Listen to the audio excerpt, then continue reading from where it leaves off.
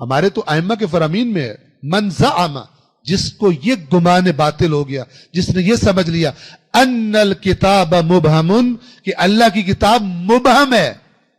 فقد ہلک و اہلک، خود بھی ہلاک ہو گیا اور جس کو اس نے یہ بات بتائی اسے بھی ہلاک کر دیا۔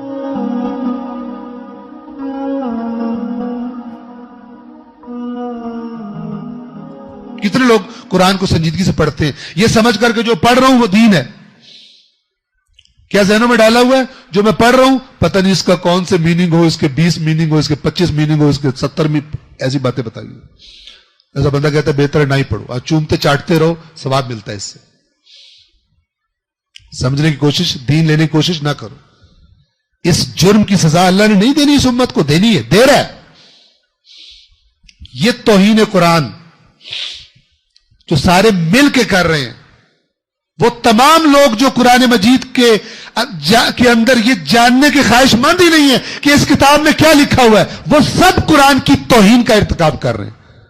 اور اللہ کے سامنے ان کا کیس لگے گا عدالت میں۔ جب رسول کہے گا میری قوم نے قرآن چھوڑ دیا تھا، سارے کھڑے ہوں گے وہاں پر، اور خدا کہے گا کہ تم نے سوچ کیسے لیا کہ میں قیامت تک کے لیے ایک کتاب کو ہدایت کی کتاب قرار دے رہا ہوں، اور تم کہتے تھے اس کے کئی میننگ سمجھ نہیں آتے۔ تمہاری جرت کیسی ہو یہ بات کرنے کی؟ تم نے مجھے اتنا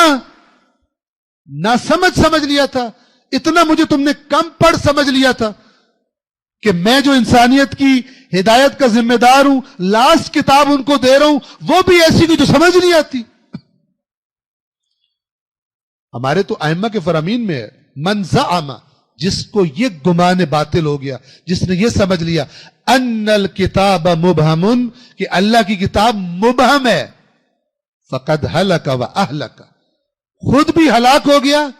اور جس کو اس نے یہ بات بتائی اسے بھی ہلاک کر دیا، جس نے اللہ کے قرآن کے بارے میں اس قسم کے جوکس عام کیے۔